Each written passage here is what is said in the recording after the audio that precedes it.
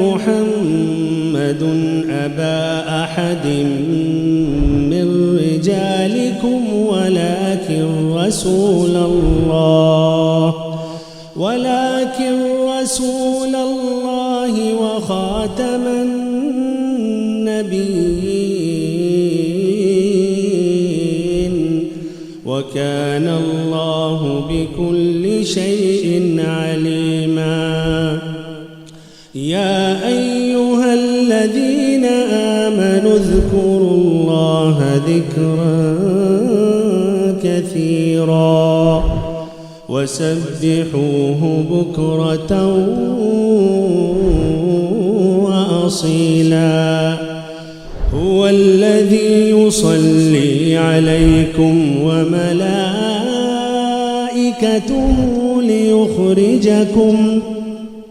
ليخرجكم من الظلمات إلى النور وكان السلام علیکم ورحمۃ اللہ وبرکاتہ. الحمد للہ رب العالمین والصلاة والسلام علی سید المرسلین وعلی آلہ وصحبہ اجمعین ومن تبعہم بإحسان الی یوم الدین. اعوذ باللہ من الشیطان الرجیم. بسم اللہ الرحمن الرحیم. ادع الی سبیل ربک بالحکمۃ والموعظۃ الحسنہ وجادلہم باللتی ہی احسن. وقال تعالی قل هذه سبیلی ادعو الی اللہ علی بصیرۃ انا ومن اتبعنی وسبحان اللہ وما انا من المشرکین. اس سالانہ اجلاس عام کے صدر محترم جناب ابو المجاہد الیاس صاحب، ناظم اعلیٰ جمعیت اہل حدیث تلنگانہ، جمعیت اہل حدیث تلنگانہ کے دیگر ذمہ داران، جمعیت اہل حدیث کریم نگر، مسجد اہل حدیث، مدرسہ محمدیہ جن کے زیر اہتمام اس جلسے کا انعقاد ہوا، اس کے ذمہ داران، دیگر ذمہ داران جمعیت و مسجد، اسٹیج پر تشریف فرما قابل احترام علماء، میرے بزرگوں، بھائیوں، دینی ماؤں اور بہنوں. عنوان جس کا تذکرہ ابھی ناظم اجلاس نے فرمایا اس میں تھوڑی سی غلطی ہو گئی، قلب ہو گیا. مجھے جو عنوان گفتگو کے لیے دیا گیا وہ یہ ہے دعوت و تبلیغ میں سلف کا منہج، اور دوسرا جو تنظیمی اصولوں سے متعلق گفتگو ہے، مجھے لگتا ہے کہ اگر اس پر بات کروں بھی تو عوامی اعتبار سے وہ ایک خشک موضوع کہلائے گا، اور اس وقت اس کا حالات میں سمجھتا ہوں اس سیاق و سباق کے نہیں محسوس ہوتے. تیسرے یہ کہ موضوع سے متعلق جو تفصیلات پیش کرنی چاہیے تھی اس کے پیش نظر وقت بڑا تنگ ہے، اس لیے براہ راست گفتگو کریں. منہج سلف بار بار اس کا تذکرہ ہوتا ہے، اور اغیار تو اغیار آج کل یہ دکھائی دیتا ہے کہ ہمارے درمیان بھی کچھ لوگ اس لفظ کا مذاق اڑاتے ہیں. ہاں، میں نے یہ باتیں اور بھی کئی جگہ کہیں کہ یہ منہج کی پابندی اور قید کیوں لگائی جاتی ہے. یہ کوئی ہماری اختراع ذہنی اپج نہیں ہے، بلکہ یہ شریعت کی پابندی ہے. ہم دین کو مکمل کہتے ہیں، ہم قرآن و حدیث کے بہت سارے احکامات اس کی نصوص کی روشنی میں یہ مانتے ہیں، یہ حکم دیتے ہیں کہ دین الہی وہی ہے جو وحی الہی کی شکل میں نازل ہوا. اتبعوا ما انزل الیکم من ربکم ولا تتبعوا من دونہ اولیاء. جو تمہارے پروردگار کی جانب سے نازل کیا گیا ہے اسی کی اتباع و پیروی کیجئے، اس کے علاوہ کسی اور چیز کے پیچھے مت چلیے. بالکل صاف تعلیم ہے. ترکت فیکم امرین لن تضلوا ما ان تمسکتم بہما کتاب اللہ و سنتی. دو چیزیں چھوڑے جا رہا ہوں. نبی پاک صلی اللہ علیہ وسلم دنیا سے رخصت ہونے سے پہلے پوری امت کو تا قیامت وصیت کر رہے ہیں، گمراہی سے بچنا ہے، انحراف سے بچنا ہے، صراط مستقیم پر قائم رہنا ہے. تو یہ دو چیزیں تھامے رہنا مضبوطی سے، اللہ کی کتاب اور میری سنت. اب سوال یہ ہوا کہ کیسے تھامنا ہے؟ تو نبی کریم صلی اللہ علیہ وسلم نے متعدد مقامات پر قرآن کی متعدد آیات میں کہا کہ وَمَنْ يُشَاقِقِ الرَّسُولَ مِنْ بَعْدِ مَا تَبَيَّنَ لَهُ الْهُدَى وَيَتَّبِعْ غَيْرَ سَبِيلِ الْمُؤْمِنِينَ نُوَلِّهِ مَا تَوَلَّى.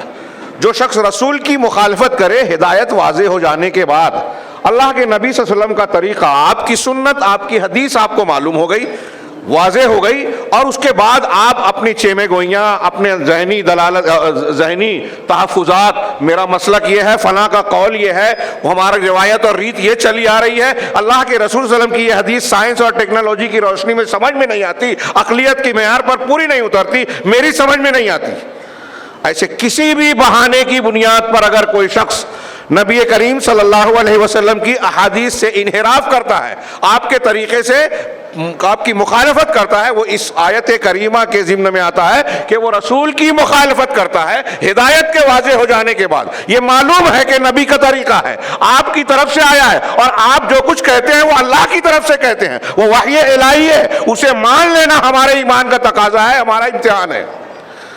لیکن اگر اس کے باوجود کوئی مخالفت کرے وَيَتَّبِعْ غَيْرَ سَبِيلِ الْمُؤْمِنِينَ، اور مومنین کی راہ سے ہٹ کر دوسرا راستہ اختیار کرے۔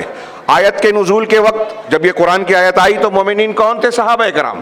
مومنین کا راستہ، اور پہلے کہا کہ اللہ کے نبی کی جو مخالفت کرے گا، اور مومنوں کا، اس کا مطلب یہ ہوا کہ مومنین اللہ کے نبی کے راستے کی مخالفت کرنے والے تھے ہی نہیں، نبی صلی اللہ علیہ وسلم کے طریقے پر چلنے والے تھے۔ دو باتیں خود قرآن کہہ رہا ہے، نبی کے طریقے کی مخالفت نہ ہو، اور مومنین یعنی اس وقت اس آیت کریمہ کے مصداق کے طور پر صحابہ کرام کے طریقے کی مخالفت نہ ہو۔ اگر کوئی ایسا کرتا ہے تو نُوَلِّهِ مَا تَوَلَّىٰ، جس راہ پر وہ چلے گا ہم چلنے دیں گے، ہاں اسے توفیق نہیں ملے گی کہ وہ واپس آ جائے، بدعت و خرافات سے توبہ کر لے، وَنُصْلِهِ جہنم، اور جہنم میں اسے ڈال دیں گے، اسے جہنم رسید کر دیں گے، وَسَاءَتْ مَصِيرًا۔ اس آیت سے اور ایسی بہت ساری آیت اور دلائل سے، نصوص سے یہ استدلال ہم کرتے ہیں کہ قرآن و حدیث کو ماننا ہے ویسے جیسے عہد اول کے مسلمانوں نے، یعنی صحابہ کرام نے قرآن و حدیث کو سمجھا، مانا اور اس کی اتباع کی۔ قرآن و حدیث کے منہج بالکل واضح صاف ہے، دنیا میں بار بار اعلان کر کے کہنے والی بات کہ دین کامل اور مکمل ہے، ہمیں کسی دوسرے ہدایت کے لیے، جنت کے راستے پر چلنے کے لیے کسی کے دماغ کی، عقلیت کی، ذوق کی، کسی کے خواب کی، کشف کی، رائے کی، اجتہاد کی، کسی اور مذہب کی، کسی تعلیم کی کوئی ضرورت نہیں ہے۔ جدید سے جدید ترقیات آ جائیں، آپ کو اسلامی تعلیمات سب سے تازہ، سب سے فریش اور حالات اور وقت کے اعتبار سے سب سے موزوں نظر آئیں گی۔ یہ کوئی معمولی دعویٰ نہیں کر رہا ہوں، اور یہ ثابت ہے، یہ اس کے رب کریم رب العالمین علیم و خبیر کے طرف سے ہونے کی ایک بہت واضح دلیل ہے کہ ہر زمانے میں یہ سب سے تازہ دین ہے۔ کیسے بھی الٹ پلٹ ہو جائیں، حالات تبدیل ہو جائیں، آپ کی، ہماری، انسانوں کی، مرد اور عورتوں کی، اور کتنی بھی ترقی ہو جائے، ان کی فطرت، ان کی ضروریات، ان کے تقاضوں، زندگی کے تمام تقاضوں کی بھرپور تکمیل کرنے والا یہ دین ہے، کسی اور کے محتاج نہیں ہے۔ لہٰذا اس دین کے جو معانی اور مطالب، جو مدلولات قرآن نے بتائے، حدیث نے بتائے، اور اس کو جس طرح سے صحابہ نے سمجھا، اس پابندی کے ساتھ اگر کوئی اختیار کرتا ہے تو اس گروہ کو جو اس پابندی کو اپنی زندگی میں ملحوظ رکھتا ہے، اپنے عقیدے میں، عبادات میں، اعمال میں، احکامات میں، حلال و حرام میں، اخلاقیات میں، حقوق کی ادائیگی میں، جو اس حصول کو جانتا، اختیار کرتا ہے منہجی طور پر کہ قرآن، حدیث، صحابہ کرام کے طریقے پر، وہی اللہ کے اس راستے پر ہے جس کو صراط مستقیم کہا گیا، اس راستے پر ہے جس کو نجات کا راستہ کہا گیا۔ 73 فرقوں میں سے وہ گروہ جو کامیاب اور نجات پانے والا ہے، نبی صلی اللہ علیہ وسلم نے فرمایا وہ ہوگا جس پر میں اور میرے صحابہ ہیں۔ اب یہ پورا دین ہے مکمل، عقیدہ ہمیں وہیں سے لینا ہے، عبادات وہیں سے لینا ہے، جو عبادت بتائی وہی کرنا ہے، اتنی ہی کرنا ہے، جیسے بتایا ویسے ہی کرنا ہے۔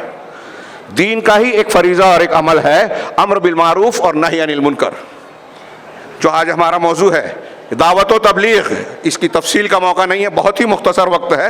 بعض اطلاقات اغیار سے متعلق ہے کہ ہمارے غیر مسلم ہمارے مخاطب ہوں، مدعو ہوں، مسلمانوں میں جو مسلمان کہلانے والے ہوں، اہل شرک ہیں، اہل کفر ہیں، اگرچہ مسلمان کہلا رہے ہیں، یا اہل اہوا اور اہل بدعت ہیں، وہ بھی ہمارے مخاطب ہیں، اور جو اہل الحدیث جو شرک اور بدعت سے بظاہر نظریاتی طور پہ پاک ہیں، صاف ہیں منہجی اعتبار سے، لیکن ان کے ہاں انحرافات پائے جاتے ہیں، یہ سب ان سب چیزوں کو مخاطب میں ہم دعوت و تبلیغ اور اصلاح کی کوششوں میں شامل مانتے ہیں. اگرچہ مجھ سے پیشروں کا جو عنوان تھا دکتور حفظہ اللہ کا اصلاح معاشرہ، اس میں یہ بات آ جاتی ہے. ہم ان سب چیزوں کو لے کے چلیں.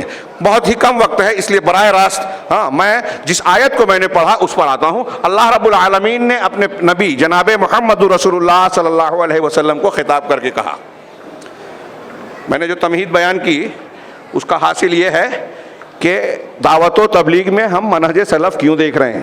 ہر چیز میں منہج سلف، صحابہ، تابعین، تبع تابعین، خیر الناس قرنی ثم الذین یلونہم ثم الذین یلونہم. اللہ کے رسول نے کہا یہ سب سے خیر کا زمانہ ہے صحابہ، تابعین، تبع تابعین کا. خیر کیوں ہے؟ اس لیے کہ ان کا عقیدہ صحیح ہے، اس لیے کہ ان کی عبادات اللہ کے یہاں مقبول ہے، معتبر ہیں. یہ وہ لوگ جو اہل حق ہیں، اہل السنہ والجماعہ، اہل الحدیث ہیں. جو خوارج، روافظ یا بدعتی پیدا ہو گئے، قدریہ اور دوسرے روافظ، وہ اس سے خارج ہیں. اہل سنت میں یا سلف میں وہ نہیں شامل ہوں گے.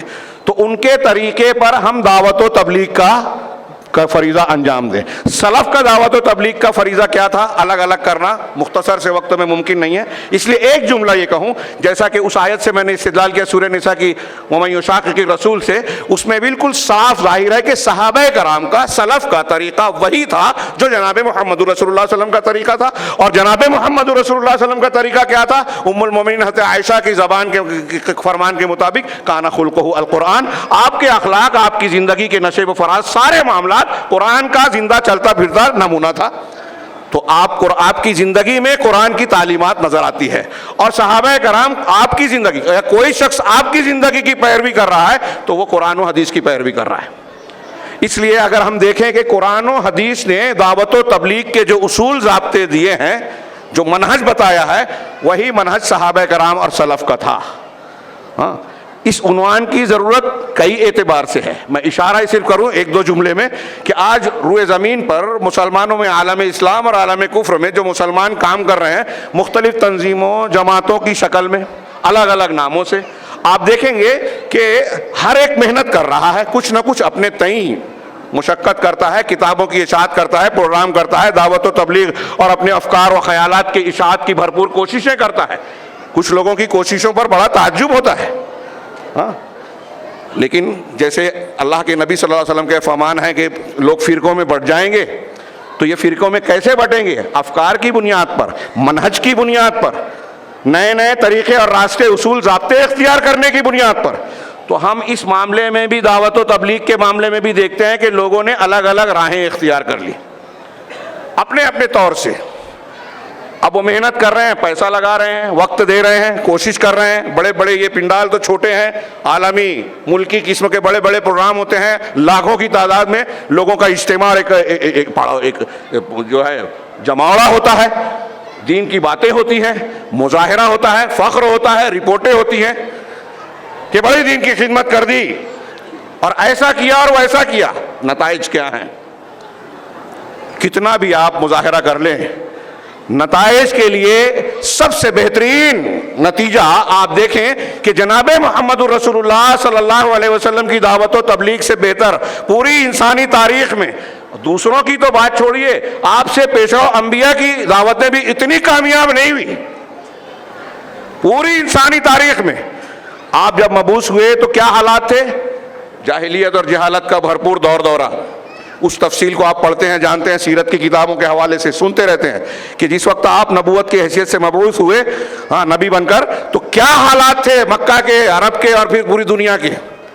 ہر قسم کی برائی، علم، تہذیب و تمدن کے نشانات مٹ چکے تھے. کون سی عقیدے اور عمل کی برائی تھی جو دنیا میں نہیں تھی؟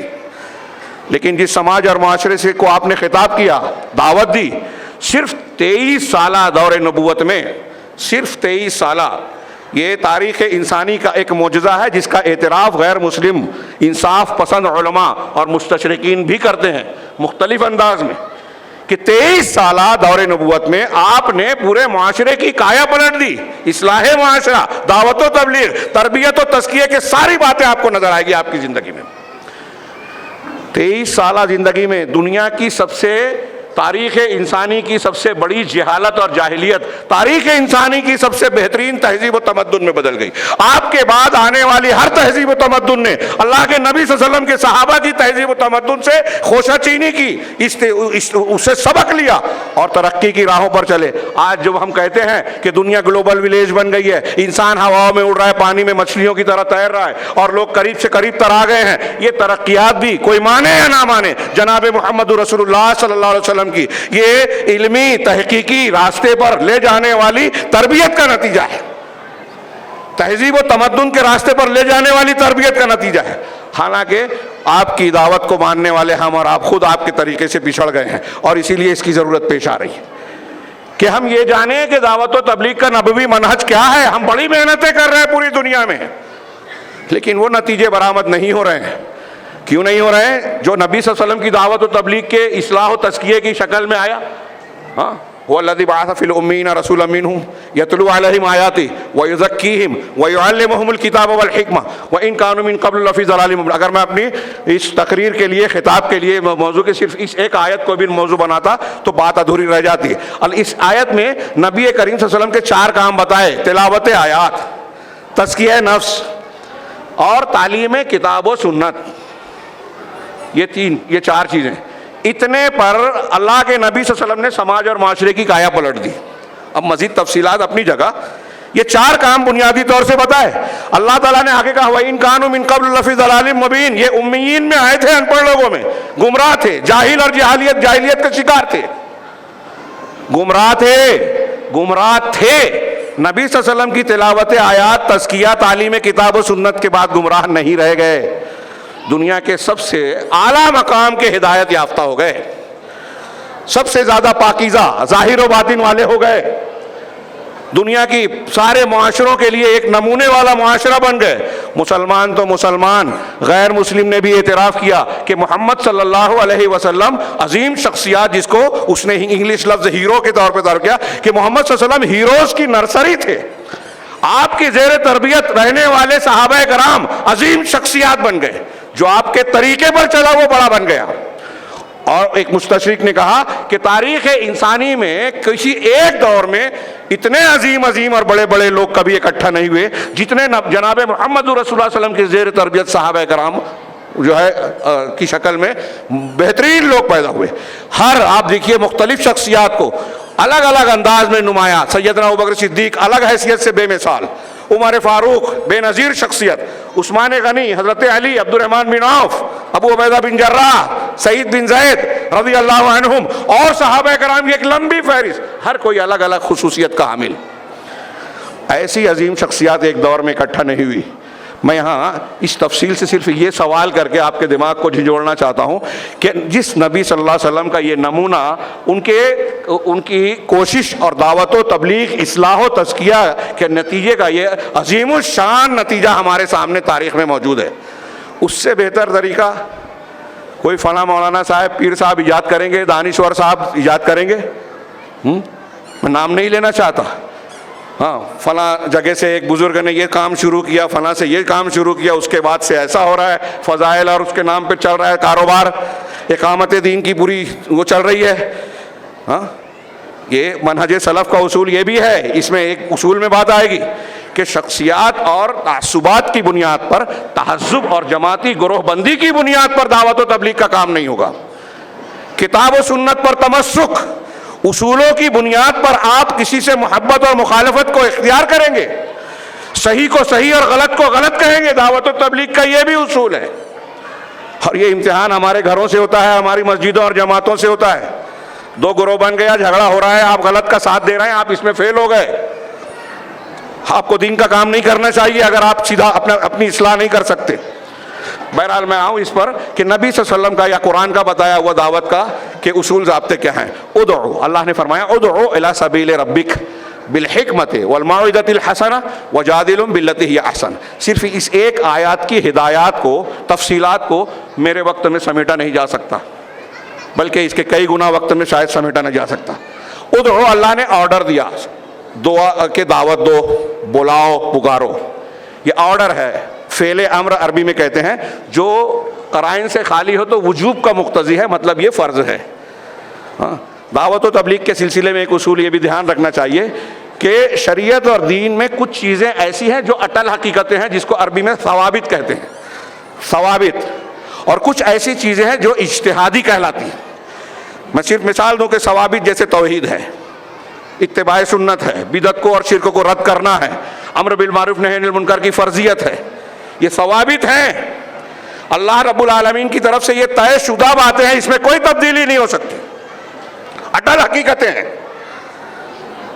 تو دعوت و تبلیغ کے سلسلے میں اس کی شروط، اس کا حکم حسب ماحول، حسب اقتضا، اس کی شروط، اس کا حکم اور اس سے متعلق جو مواد اور مقصد ہے، اس میں کوئی تبدیلی نہیں۔ اس میں جو ترجیحات شریعت نے مقرر کی ہے کہ سب سے پہلے سب سے ضروری کس چیز کی دعوت دی جائے گی، اس جملے پر توجہ دیجئے، وقت نہیں ہے کہ میں شاید اس کی تفصیل میں جا سکوں۔ کس چیز کی دعوت دی جائے گی سب سے پہلے، سب سے زیادہ؟ ابھی آپ نے 2-3 خطابات میں سنا کہ توحید کی دعوت دینا، شرک سے روکنا، وَلَقَدْ بَعَثْنَا فِي كُلِّ أُمَّةٍ رَسُولًا أَنِ اعْبُدُوا اللَّهَ وَاجْتَنِبُوا الطَّاغُوتَ۔ یہ دعوت و تبلیغ کے سلفی منہج کا ایک دم عنوان ہے جو قرآن حدیث اور تمام انبیاء کا طریقہ ہے کہ توحید کی دعوت دینا، تحلیہ، اور شرک سے روکنا، تخلیہ۔ ایک چیز سے آراستہ کرنا، ایک چیز سے صفائی کرنا، جتنی برائیاں ہیں اس کی صفائی شرک کی شاخیں ہیں، اس کا تخلیہ کرنا ہے، جتنی اچھائیاں ہیں وہ سب توحید کی شاخیں ہیں، اس کو لوگوں میں استوار کرنا ہے، پھیلانا ہے۔ یہ تحلیہ ہے کہ لوگ اس کو اختیار کریں، آراستہ ہو جائیں اس سے۔ یہ ٹاپک اور مضمون، اس میں جو ترجیحات ہیں وہ بھی شریعت کی مقرر کی ہوئی ہے۔ اگر ایک قوم توحید پر شرک میں مبتلا ہے اور آپ اس کو فضائل سونے کے آداب بتا رہے ہو، کھانے کے اور مسواک کی فضیلت بتا رہے ہو، فلاں چیز کی فضیلت بتا رہے ہو، آپ اس سے یہ کہہ رہے ہو کہ ٹھیک ہے آپ اپنے شرک پر رہیں، بدعت کریں کہ نہ کریں، قبر پہ جائیں کہ نہ جائیں، میلاد پڑھیں کہ نہ پڑھیں، ایک ہو جائیں۔ کوئی صحابہ کرام کو گالی دے رہا ہے، اس سے اتحاد کر لیں۔ صحابہ کرام کو گالی دینا ہمارے مسلمات کے اٹل حقیقتوں کے خلاف ہے۔ قرآن و حدیث کی بہت سی دلیلوں نے صحابہ کرام کی تعریف کی ہے۔ اگر کوئی صحابہ کی برائی کرتا ہے، ایک صحابی کو برا کہتا ہے، تو وہ ان سارے مسلمات کو، مسلمانوں کے متفقہ عقیدے کا رد کر رہا ہے۔ وہ سلفی منہج والا ہو ہی نہیں سکتا، اور آپ اس کو فضائل بنائیں، آپ اس کو اتحاد کی دعوت دیں، یہ آپ کی دعوت و تبلیغ کا سلفی منہج، نبوی منہج ہو ہی نہیں سکتا۔ اور ایسی ہی دعوتیں آج ہمارے یہاں ارد گرد پھیلی ہوئی ہے۔ میں جو آیت پڑھ رہا ہوں، پہلا ادعو، آرڈر، وَلْتَكُن مِّنكُمْ أُمَّةٌ يَدْعُونَ إِلَى الْخَيْرِ، تمہیں ایک گروہ ہونا چاہیے جو دعوت إِلَى الْخَيْرِ کا فریضہ انجام دے۔ یہ دعوت فرض ہے، لیکن کیسے؟ ہر شخص پر اس کے علم اور اس کی قدرت کے مطابق۔ یہ 2 پابندی ہے، مَن رَأَىٰ مِنكُم مُنكَرًا فَلْيُغَيِّرْهُ۔ اور اس قسم کے عموم سے آج کل ہمارے یہاں بڑی بحث چلتی ہے کہ ہر کوئی دعوت و تبلیغ دے کر سکتا ہے، اسٹیج سجا سکتا ہے، لہذا وہ مائک پر کھڑے ہو کے تھوڑا جدید قسم کی عیسائیوں کی وہ اصطلاح استعمال کر کے وہ فتوے بازی بھی کر رہا ہے۔ علماء کے بار جہاں بچنے کی کوشش کرتے ہیں جواب دینے سے، ہمارے کئی جاہل لوگ تھوڑا موڑا مطالعہ کرنے کے بعد دھڑا دھڑ فتوے دے رہے ہیں۔ یہ کوئی کھیل تماشا نہیں ہے، معمولی بات نہیں ہے۔ وَلَا تَقْفُ مَا لَيْسَ لَكَ بِهِ عِلْمٌ، اس آیت کی تفسیر اور سلف کا منہج دیکھیے کہ جس کا علم نہیں ہے اس کے پیچھے مت چڑھو، اس کے پیچھے نہ پڑھو۔ إِنَّ السَّمْعَ وَالْبَصَرَ وَالْفُؤَادَ كُلُّ أُولَٰئِكَ كَانَ عَنْهُ مسؤولا، آنکھ کان دل و دماغ کے بارے میں سوال ہوگا۔ صحابہ کرام تابعین ایسا کہتے ہیں کہ اگر ہم سے کوئی حلال و حرام پوچھتا، عبداللہ ابن مسعود کہتے ہیں میرے رونگٹے کھڑے ہو جاتے تھے۔ امام شافعی کہتے ہیں کہ ہمارے زمانے میں مسئلہ یہ تھا کہ ایک آدمی پوچھنے آتا حلال حرام کے بارے میں، ایک عالم دوسرے کے پاس، دوسرا تیسرے کے پاس، وہ اس کے پاس، وہ گھوم پھر کے پہلے کے پاس آ جاتا۔ یہ کتمان علم اور زبردستی علم چھپانے کی وجہ سے وہ نہیں کرتے تھے، احتیاط اور ڈر کی وجہ سے کہ اگر ہم نے غلط جواب دیا تو اللہ کے پاس پکڑے جائیں گے۔ یہ ان کا احتیاط تھا، اور یہ قیامت کی نشانی ہے کہ لوگ صغار لوگوں سے، صغار فی العلم، صغار فی العقیدہ، صغار فی السن جو بھی کریں، اور عبداللہ ابن مبارک کی تفسیر مانے تو صغار چھوٹے چھوٹے وہ لوگ جو اہل بدعت ہیں ان سے فتویٰ پوچھ رہے ہیں، ان سے دین سیکھ رہے ہیں، جنہیں خود دین بتانے کی، سمجھانے کی ضرورت ہے، وہ لوگوں کو سکھا رہے ہیں۔ جب رہنما ہی بھٹکا ہوا ہوگا تو کیا بتائے گا؟ تو پہلی بات کہ یہ دعوت کا فریضہ فرض ہے علم اور قدرت کے ساتھ۔ آپ کو اگر ایک آیت معلوم ہے تو آپ ایک ہی آیت بتائیں گے، 2 4 5 نہیں، جتنی معلوم ہے اتنی بتانا۔ اور اس میں بھی جو نہیں سمجھا ہے وہ اہل علم کی طرف پلٹا دیا جائے. اسی لیے دعوت کے مسلمہ اصولوں میں سے یہ ہے کہ اہل علم، اہل قدرت، جن کو یہ صلاحیت ہے، جو اس مزاج اور مقام رکھتے ہیں، جو انہی کے لائق ہے یہ. فَاسْأَلُوا أَهْلَ الذِّكْرِ، اور اس قسم کی دلیلوں سے استدلال کیا جا سکتا ہے، وقت نہیں ہے. ہاں کہ جو اہل علم ہیں، مرکزیت، مرجعیت ان کو ہوگی. اگر کوئی غیر اہل علم کام کر بھی رہا ہے دعوت و تبلیغ کا تو اسے اہل علم کی سرپرستی اختیار کرنا چاہیے. اس سلسلے میں بعض خطابات میں نے اور دوسرے علماء تفصیل بیان کرتے ہیں. عرب علماء اس پر بہت کچھ لکھ رہے ہیں، بیان کر رہے ہیں، دلائل دے رہے ہیں. دوسری بات، ادعو الی سبیل ربک. اب اللہ نے پہلے میں آرڈر دیا، نبی صلی اللہ علیہ وسلم کو حکم دیا، آپ اسوہ ہیں امت کے لیے، لہٰذا آپ کو کوئی حکم دیا گیا تو آپ کا حکم ساری امت کے لیے بھی نمونہ ہے. چنانچہ اب ہم کو بھی دعوت دینی ہے. کیسے دینی ہے؟ پہلے یہ بتایا، الی سبیل ربک، اپنے رب کے راستے کی طرف. یہ دعوت کی اتجاہ، رخ، راستہ مقرر کر دیا اللہ نے. ہاں میرے پیر صاحب یہ کہتے ہیں، فلاں نے فضائل والی یہ کتاب لکھی ہے، میں اس کی طرف دعوت دیتا ہوں. ان کا جو طریقہ ہے، ہاں تزکیہ نفس کا، چشتیہ، قادریہ، نقشبندیہ، سہروردیہ، رفاعیہ، فلاں کا سلسلہ، فلاں کا مسلک، فلاں کا لٹریچر، ان کی طرف بلاتا ہوں. نہیں، آج کل ہمارے یہاں نوجوان متاثر ہوتے ہیں تو یہ منحرف لوگوں کی کہ لٹریچر، کتابیں زیادہ پڑھتے پڑھاتے اور پھیلاتے ہیں. قرآن و سنت پر مبنی کتابوں کو کم پھیلاتے ہیں اور علماء کے تعلق سے بدگمانیوں کا شکار ہیں. یہود، نصارہ اور ان کے اعلی کار کے پروپیگنڈوں کے شکار ہیں کہ علماء کو فقہ واقع نہیں معلوم، علماء یہ نہیں جانتے، علماء جدید تقاضوں سے واقف نہیں ہے. یہ لکھ لیجئے، جان لیجئے کہ جو شخص قرآن و حدیث کو جتنا جانے گا، قرآن و حدیث کا جو جتنا جانکار ہوگا، وہ فقہ الواقع یعنی حالات کو سمجھنے، اس کے صحیح نتیجے تک پہنچنے اور گہرائیوں تک پہنچنے کا سب سے زیادہ ملکہ رکھے گا. آپ اس کو دیکھ لیجئے. یہ فقہ الواقع کے جانکار سطحیت کی بات کرتے ہیں، سیاسی اسلام اور اسلامی سیاست میں فرق نہیں کر پاتے اور سطحیت کے شکار ہو جاتے ہیں، سازشوں کا شکار ہو جاتے ہیں. قرآن و حدیث پہ چلنے والا، ابھی آپ نے سنا عقیدہ توحید پر چلنے والا جس طرح اوہام و خرافات سے محفوظ ہوتا ہے، ویسے لوگوں کی سازشوں اور چالوں کو سمجھنے میں سب سے تیز آپ کو وہ آدمی ملے گا جو قرآن و حدیث سے قریب ہے. اس کو اتنا زیادہ شعور، ادراک اور فراست نظر آئے گی آپ کو اس کے اندر جو قرآن و حدیث سے قریب ہے. تو میں یہ کہہ رہا تھا کہ ایک تو قرآن و حدیث کی پابندی، الی سبیل ربک، اللہ نے نبی کریم صلی اللہ علیہ وسلم کو حکم دیا کہ بلانا کدھر ہے؟ آپ کے اپنے راستے کی طرف نہیں، فلاں سلسلے کی طرف نہیں، فلاں مسلک کی طرف نہیں، فلاں شخصیت کی طرف نہیں. قرآن کا فرمان بتا رہا ہوں. اہل علم موجود ہیں مجھ سے بڑے بڑے، ہاں بڑی ذمہ داری کے ساتھ، اور میں یہ مانتا ہوں مسلمانوں کو اس سبق کی بہت ضرورت ہے. یہ اللہ کا فرمان ہے. یہ قرآن آپ فضیلت کے طور پر پڑھ رہے ہیں، ختم کرتے ہیں، ہاں حرف حرف کا اجر لینے کے لیے. ہاں ان فضائل کے پیچھے ذمہ داریاں ہیں، احکامات ہیں. اگر آپ نے ان کو فراموش کر دیا تو فضائل کوئی معنی نہیں رکھتے. آپ کروڑ مرتبہ لا الہ الا اللہ پڑھیں لیکن آپ کے عقیدے میں، عمل میں شرک ہے تو آپ کا لا الہ الا اللہ بیکار ہے. آپ آیت الکرسی پڑھ رہے ہیں، اللہ لا الہ الا هو الحی القیوم، اور کسی پیر صاحب کو زندہ مانتے ہو اللہ کی طرح، اس کو پکارتے ہو اللہ کی طرح، اس کی سفارش کو بنیاد سمجھ کے سمجھتے ہو کہ ہماری حاجتیں پوری کروا دے گا اللہ نہ چاہے تب بھی. اللہ نہیں چاہتا اولاد دینا، پیر صاحب کی درگاہ پہ جائیں گے وہ دلا دیں گے، وہ اللہ کا فیصلہ بدلوا دیں گے. آج ہمارے ایسے عقیدے پائے جا رہے ہیں. تو آپ کا لا الہ الا اللہ آیت الکرسی پڑھنا فضیلت نہیں دے گا، اجر و ثواب نہیں دے گا، کیونکہ آپ خود توڑ رہے ہیں. تو میں یہ عرض کر رہا تھا کہ بزرگوں، فلانوں اور ڈھماکوں کے راستے کی طرف نہیں، اللہ تعالیٰ تعین کر رہا ہے کہ آپ کی دعوت و تبلیغ کا رخ، راستہ، مقصود اور ہدف کیا ہونا چاہیے. الی سبیل ربک، اپنے رب کے راستے کی طرف. اب رب کے راستہ کیا ہے؟ قرآن و سنت. فلاں ڈائری، فلاں کتاب، آپ کے اپنے اصول. اب ہمارے یہاں امتحان ہوتا ہے.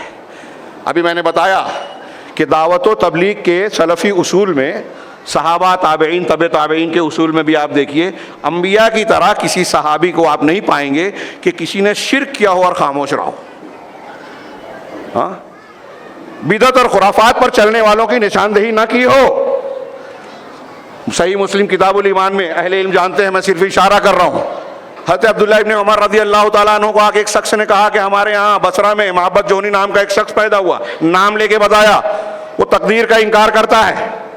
حضرت ابن عمر نے کہا کہ جا کے کہہ دو ہاں اگر میں اس سے بری ہوں وہ مجھ سے بری ہے، جب تک وہ تقدیر پر ایمان نہ لائے۔ پھر حدیث پیش کی کہ اللہ کے رسول نے فرمایا ایمان یہ ہے کہ تم اللہ پر، رسولوں پر، فلاں فلاں پر ایمان لاؤ اور تقدیر کے بھلے برے پر۔ اور پھر کہا کہ اگر وہ احد پہاڑ کے برابر سونا بھی خرچ کر دے اللہ کے راستے میں تو قبول نہیں ہوگا جب تک کہ تقدیر کو نہ مانے۔